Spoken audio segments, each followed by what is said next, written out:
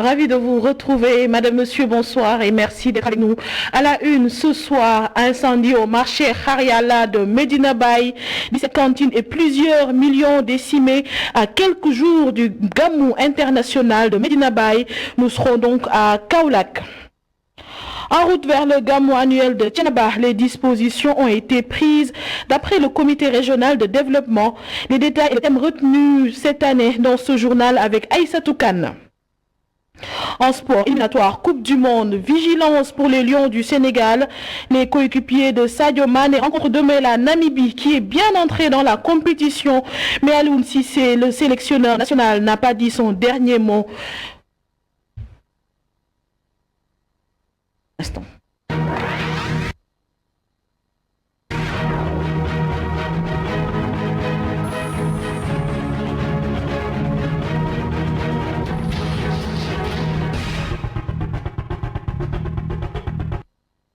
Bienvenue à tous. Un violent incendie a ravagé le marché Hariala à Medina Bay. Au total, 17 cantines décimées.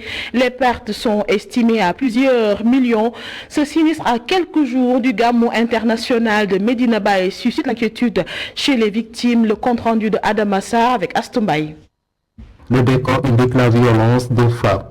L'incendie a ravagé 17 cantines du marché Hariala de Medina Bay. Les pertes sont estimées à plusieurs millions. On peut estimer plus de 17 cantines qui ont été ravassées par le feu. Voilà. On ne peut pas encore estimer la somme. Parce que des millions qui ont parti en feu, on peut dire que c'est des millions. Même il y a des moments qui sont là, qui avaient des comptes. Aussi, il y a des gens qui ont fait des prêts sur les banques. Voilà quoi, ils ont acheté des plus de marchandises. La gamme approche. Donc voilà, ils ont acheté beaucoup de marchandises, mais voilà, tout est parti en feu. Tout est parti en feu quoi. Aujourd'hui, les commerçants du marché Hariala ne souhaitent qu'une chose, retrouver le nouveau marché de Medina Bay. Ce que nous réclamons, de retourner dans le marché quoi. Parce que voilà, ils nous avaient promis, la construction ne dure même pas 6 mois. Mais voilà, 9 ans nous sommes ici, avec ces conditions-là, insupportables. 9 ans nous sommes ici, avec ces conditions-là. C'est vraiment désolant. Vous voulez regagner le marché? Nous voulons retourner dans le nouveau marché. C'est ça, nous réclamons, c'est très rapidement possible, c'est ça, nous réclamons.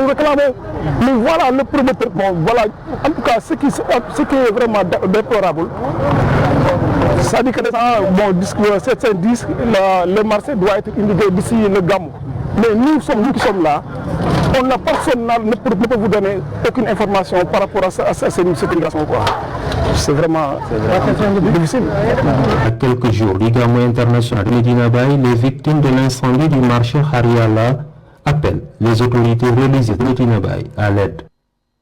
Et pendant ce temps, l'UNACOA ISL a reçu des associations de consommateurs.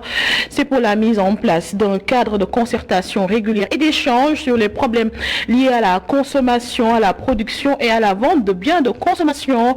Lors de cette rencontre, les consuméristes ont condamné des comportements qu'ils jugent déviants de certains commerçants. Voici Maître Massorna Khan, président de SOS Consommateurs. Il est au micro de Cheikh Moussa et Moussa Fall. Nous avons été reçus par les principaux responsables de UNACOA ISL. Nous avons échangé et nous sommes parvenus à la conclusion que nous devons mettre en place une structure de concertation régulière pour pouvoir échanger sur les problèmes liés à la consommation, à la production, à la vente des biens que nous consommons.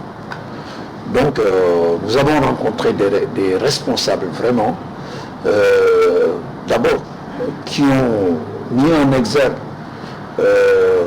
la dimension morale de leur exploitation, de leurs activités, qui ont beaucoup insisté sur la moralité. Et ça, c'est un volet très important parce que c'est ce qui détermine tout le reste. Évidemment, ils travaillent pour réaliser des profits, mais campagne arachidière. La tutelle a réuni le comité de préparation et les acteurs pour définir les objectifs de collecte des semences, entre autres. Quant aux industriels, ils espèrent une meilleure campagne pour assurer un bon approvisionnement du marché en huile et en tourteau. Mamadou Diagne Fada, directeur général de la Sonacos, est au micro de Babacar Seck.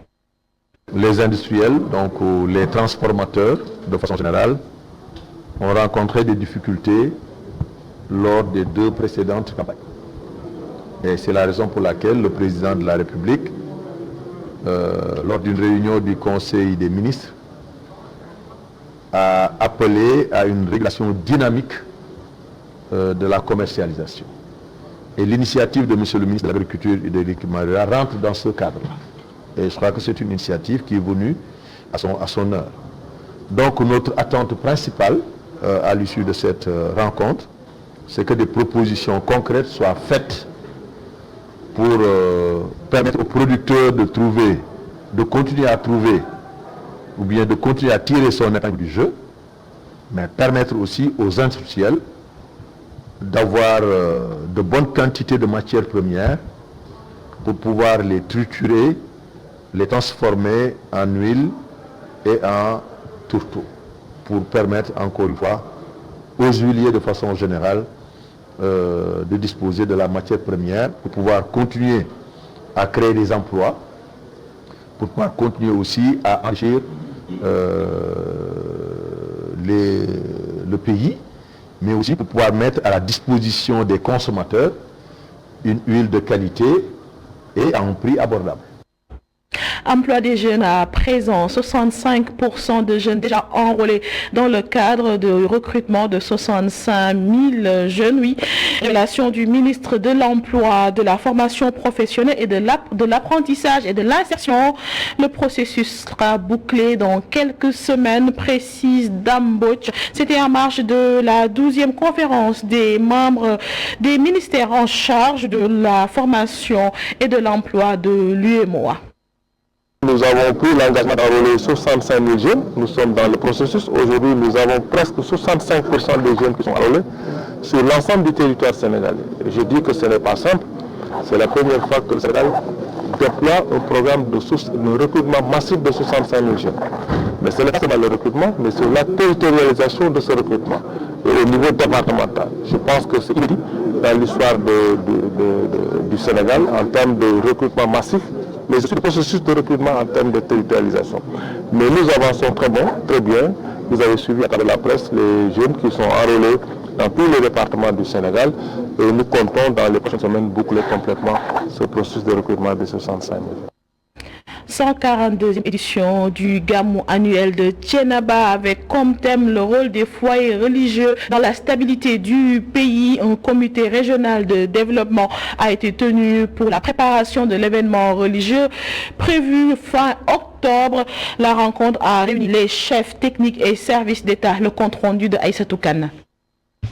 Cette 142e édition du Gamou annuel de Thiénaba est consacrée au rôle des foyers religieux dans la stabilité du pays. Pour la réussite de l'événement, toutes les dispositions sont prises sur tous les plans. Aucune question n'a été laissée de côté. On a passé en revue les points qui portaient sur l'assainissement, sur la santé en période de pandémie, les questions relatives à l'eau, à l'électricité et tant d'autres questions telles que celles qui concernent la réhabilitation des routes. Ce qu'on peut retenir au terme de cette réunion sanctionnée d'échanges fructueux, c'est que bon nombre de questions ont déjà... Ces dispositifs s'inscrivent dans la dynamique de l'engagement du chef de l'État à réaffirmer son engagement auprès des communautés. À ce jour, il a été possible aussi, avec l'implication directe des autres ministères concernés par l'organisation du Gamou, d'apporter des réponses supplémentaires à celles qui l'ont déjà été et de faire le point sur l'état d'exécution des engagements pour en confier le suivi quotidien au gouverneur de région ici présent. Le président ne manque jamais d'occasion. Lorsqu'il s'est agi d'organiser ce Gamou, il a réitéré au moins à 2 reprises des instructions pour que toutes les dispositions requises soient prises afin que le jour du Gamou, on se rende compte que l'État est là au service de toutes les communautés. Le porte-parole Ngagne Demba Sarr se réjouit de tous les moyens déployés pour un bon déroulement du Gamou annuel. Il salue le travail de la préfecture, la sous-préfecture et la gouvernance. Direction Kolda, entretien des voiries et appui aux structures de santé durant 3 jours. Voilà les activités du mouvement Kolda Debout. La démarche traduit la continuité des activités de vacances dites autrement initiées il y a 1 an. Le compte rendu de Saïdou Diatta. Après la pluie, ce n'est forcément pas le beau temps dans beaucoup de quartiers de la commune de Kolda. La plupart des routes sont impraticables et la mobilité devient problématique. Le mouvement Kolda Debout s'investit dans la réfection des routes complètement défigurées par l'érosion. Vous avez vu derrière, il y a une pelle niveleuse, il y a une machine compacteuse, il y a des camions qui vont décharger, mais il y a également une machine qui va venir pour le gradage. Quand il y a urgence, malade, aucune voiture, aucune moto, même pas un vélo ne peut aller chercher ton malade. Aujourd'hui, on est à Saremoussa, mais certainement dans quelques semaines, nous serons également à 6 kg. Nous serons dans quelques semaines à Sarekemo, à Quartier Bouna, à Afia, à Fasjaïr. Autre secteur dans lequel le mouvement s'est distingué, celui de la santé. Ce poste de santé de Saremoussa a beaucoup bénéficié de l'appui de son président. À travers les questions de travail, on planifie la construction d'un poste de santé de logements pour la maternité à Saremoussa. Il n'y a jamais eu de partenaire. Aujourd'hui, on a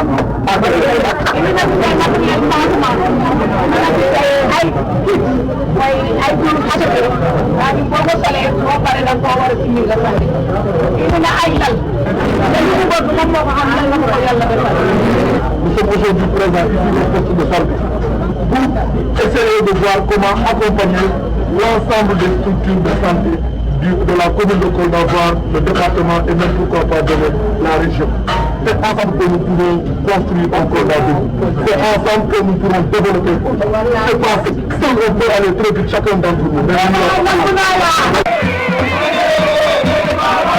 Aujourd'hui, de plus en plus de voix s'élèvent pour plébisciter la candidature du leader du mouvement, Abdourahmane Doura Baldé, à la municipalité de Kolda. Je remercie l'initiative de toute la communauté Saremoussa à avoir accepté d'accueillir le président Abdourahmane Baldé dans le secteur, mais également à vouloir porter sa candidature au sein de la municipalité.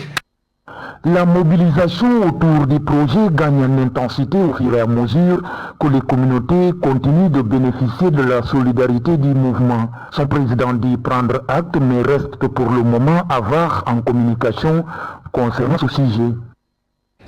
Lanceurs d'alerte, activistes et société civile, quel curseur.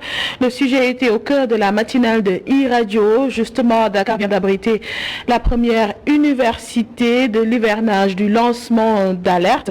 Fadel Barro, coordonnateur de la plateforme de protection des lanceurs d'alerte en Afrique, compte pour une protection juridique des lanceurs d'alerte.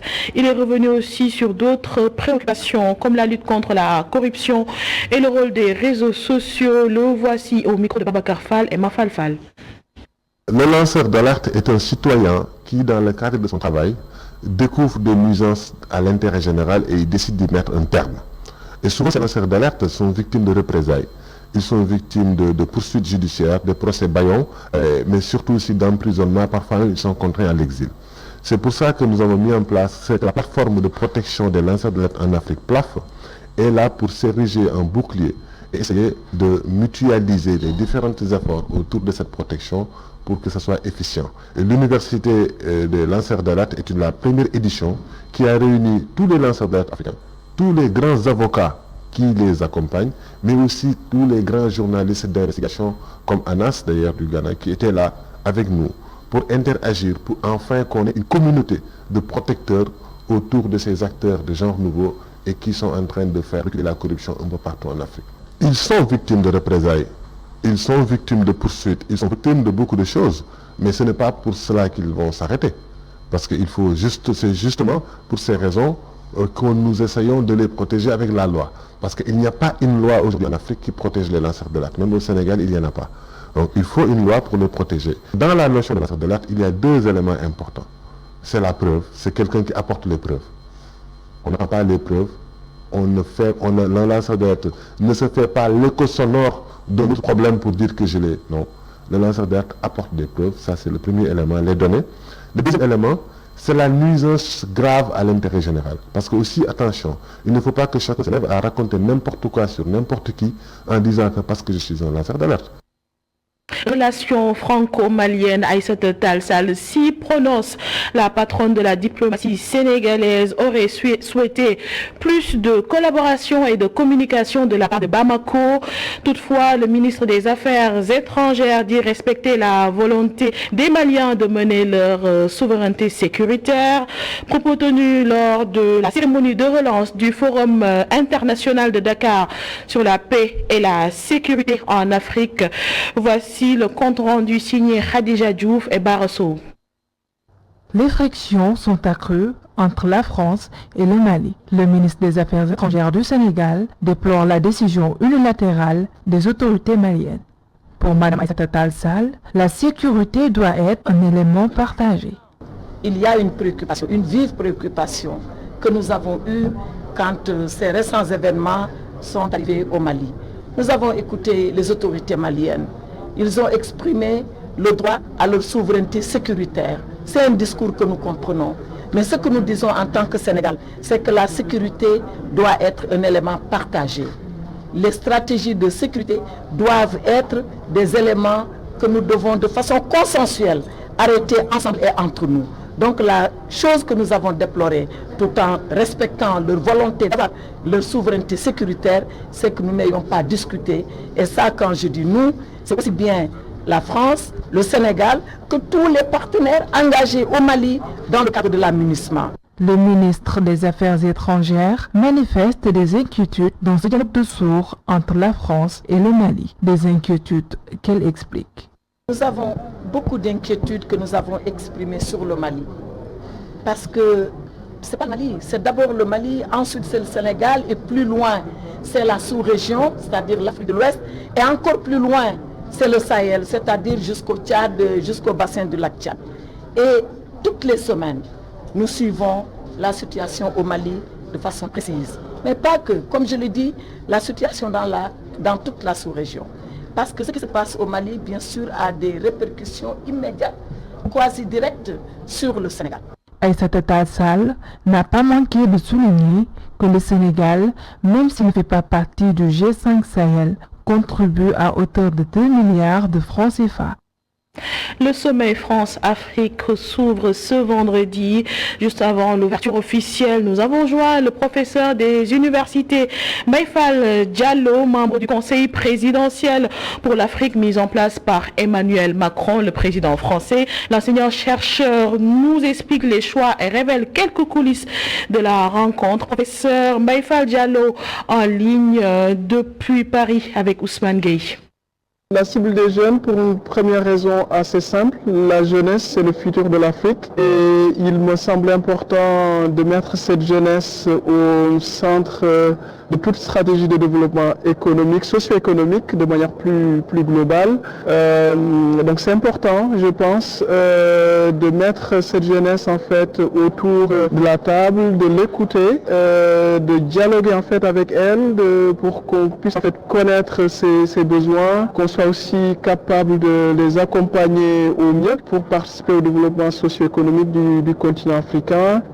Qui dit aussi jeunesse, en fait, dit dynamisme. Et si on veut vraiment développer toute une dynamique, toute une nouvelle dynamique dans les relations entre la France et les pays africains, il est essentiel, il me semble, en tout cas de travailler avec cette jeunesse-là pour pouvoir l'accompagner au mieux dans ses projets. Du point de vue critères, professeur Maïfal Diallo, est-ce qu'on peut savoir comment le choix a été fait? C'est basé sur tout un ensemble de critères, ce qu'on appelle un choix multicritères. Évidemment, il y a une problématique de représentativité des différents pays africains, des différentes langues aussi, donc les pays anglophones, les pays francophones, de représentativité des secteurs secteur d'activité, donc une question sectorielle. Évidemment, l'idée c'était d'avoir à la fois des jeunes qui proviennent du secteur économique, du secteur social, des médias, du secteur en fait de la tech, du secteur de l'agro-industrie.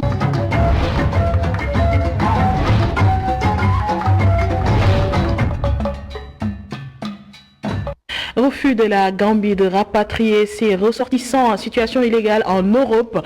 L'Union européenne réagit avec une série de sanctions. L'organisation européenne a décidé de restreindre la délivrance de visas Schengen aux Gambiens. Pour rappel, Banjul en août dernier avançait la fragilité de son économie due à la pandémie de Covid-19 pour motiver son refus. Les détails, c'est dans votre rubrique Fenêtre d'Afrique avec Amadou Bari. Par comité, le Conseil européen a détaillé ce jeudi la série de mesures prises contre les Gambiens qui désirent se rendre sur le vieux continent. Ils seront désormais soumis à un protocole particulier qui durcit quand même l'accès dans la délivrance des visas pour les Gambiens. Alors, l'une des restrictions est que désormais les Gambiens ont perdu le privilège de se voir délivrer des visas à entrée multiples, c'est-à-dire dans l'espace Schengen parmi les 27 pays. Désormais, le citoyen gambien qui désire se rendre en Europe ne pourra se rendre à un seul pays et que sa circulation sera restreinte en Europe. C'est-à-dire, si un Gambien obtient un visa pour un pays en lieu, ne reste valable que pour un seul pays. Et il faut dire que l'Union européenne a également décidé que les Gambiens titulaires de passeports diplomatiques ont désormais perdu l'exemption facultative de frais de visa qu'ils avaient l'habitude de bénéficier jusque-là. En d'autres termes, ils seront taxés plus cher dans tout le processus de délivrance de visa. Par ailleurs, les Gambiens perdent également le privilège de limitation du délai de traitement de visa qui est jusque-là de 15 jours et d'après le communiqué, celui-ci peut aller jusqu'à 45 jours. Une série de restrictions prises, comme on l'a dit, comme mesure de rétorsion contre la Gambie pour son refus quand même de coopérer avec la politique migratoire de l'Union européenne, notamment cette capacité pour accueillir sur son sol les Gambiens qui ont épuisé tous les recours possibles pour obtenir l'asile politique sur le vieux continent. Les 27 pays on peut goûter la décision de Banjul d'août dernier de notifier à l'Union européenne à Bruxelles qu'elle est désormais impossible, qu'elle est désormais incapable d'accueillir sur son sol tous les migrants gambiens qui séjournent légalement sur le vieux continent, prétextant quand même sa situation difficile ici et son incapacité à pouvoir réintégrer les migrants sur son sol.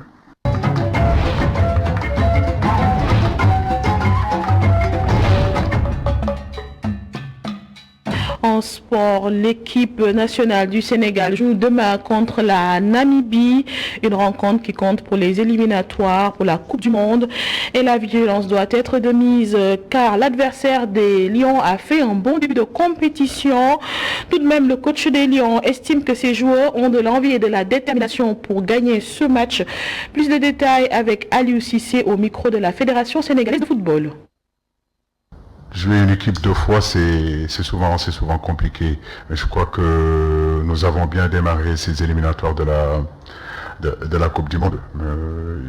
Mais n'empêche qu'il faut rester vigilant parce qu'on sait que notre adversaire aujourd'hui, des trois adversaires avec qui on se bat pour se qualifier, c'est la Namibie qui a fait le meilleur départ.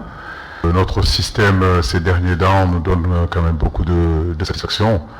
Je crois que le système n'est pas important. Ce qui est important, on ne le dira jamais assez, ce sont les animations. Aujourd'hui, on a un groupe pétri de talent où devant on a plusieurs possibilités. Et c'est vrai que les garçons se sont bien entraînés durant 4 jours, durant 5 jours. Ça va être difficile de choisir, mais je suis sûr et certain que celui qu'on choisira sera à la hauteur. Maintenant, pour les supporters, nous on demande seulement qu'à jouer à côté de face à nos supporters. Et le fait de savoir que nos supporters seront là demain, on est encore 2 fois plus motivés et j'espère qu'ils viendront nombreux. Cette note de sport met un terme à cette édition. Merci à vous de l'avoir suivi, mais restez informés sur www.emedia.sn. Ce soir, retrouvez Khalifa Diakhaté dans Intérêt Général. Je vous retrouve demain pour notre 19h45. Bonne soirée.